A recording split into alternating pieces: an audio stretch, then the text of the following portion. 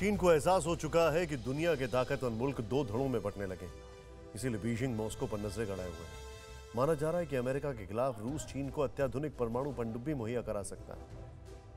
अब बात चीन की साजिशों के नए सेंटर अफगानिस्तान की करते हैं, जहां रोज तालिबानी फरमानों की नई किस्त जारी हो रही है। तालिबान के कानून से करहाते अफगानिस्तान के हालात बयां करती है रिपोर्ट, जरूर देखें।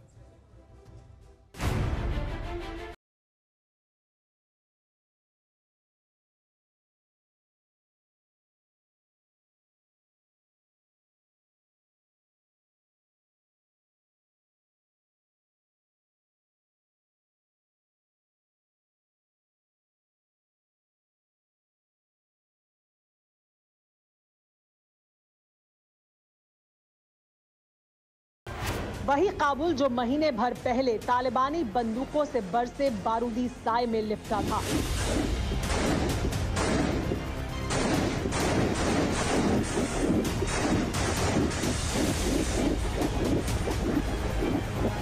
वही काबुल जहां वक्त बेवक्त फिदायीन धमाकों से चिथड़े हो चुके जिस्मों पर मातम का मंजर होता था।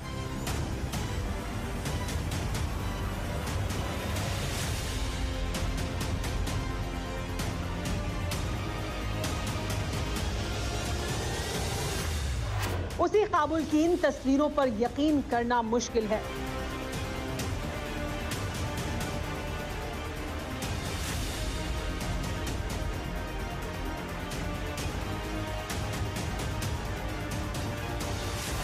सवाल यह है कि क्या अफगानिस्तान में अमन कायम हो चुका है? तालिबान को अफगानी अपनी नियति मान चुके हैं? तालिबानियों की जुल्म ज्यादती का अंत हो चुका है? जवाब है बिल्कुल नहीं। तालिबान को ना तो बदलना था, ना ही बदलेगा। अफगानिस्तान में भले ही बारूद बरसना बंद हो गया हो, लेकिन इंसानियत अब भी तिल तिल कर मर रही है। तस्दीक ये तस्वीरें कर रही हैं।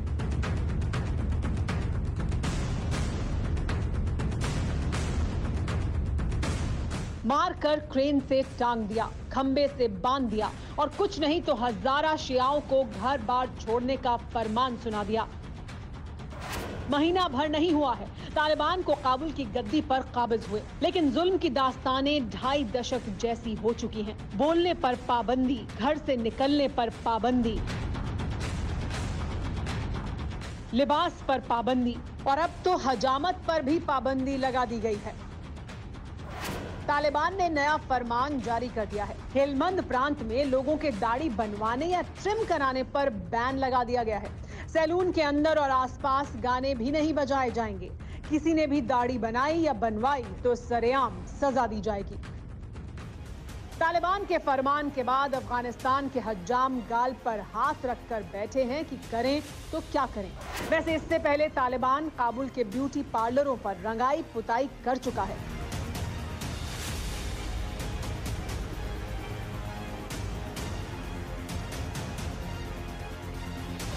लोगों ने तालिबान के डर से दाढ़ी तो छोड़िए, बाल कटाने तक बंद कर दिए हैं।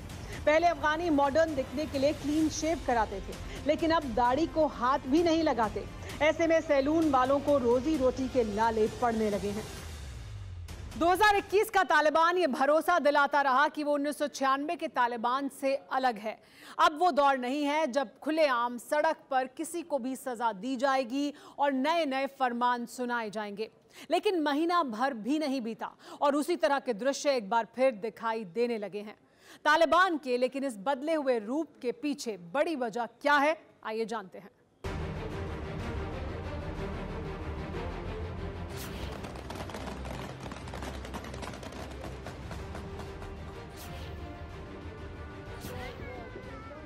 तालिबान का राज कैसा होने वाला है, ये तो उसी दिन साबित हो गया था जब काबुल की गद्दी पर पाकिस्तान ने मोस्ट वांटेड को बैठाया।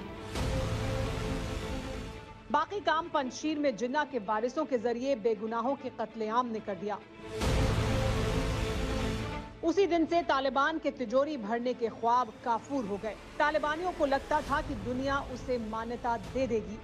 तालिबान सरकार को मान्यता मिलने से अफगानिस्तान को आर्थिक मदद मिल सकती है, साथ ही वर्ल्ड बैंक और IMF से लोन मिलने का रास्ता खुल सकता है। अफगानिस्तान सेंट्रल बैंक का फ्रीज हुआ रिजर्व पैसा मिल सकता है। आईएमएफ अशरफ गनी सरकार को $400 मिलियन यानी तकरीबन 2,900 करोड़ रुपए देने वाला है।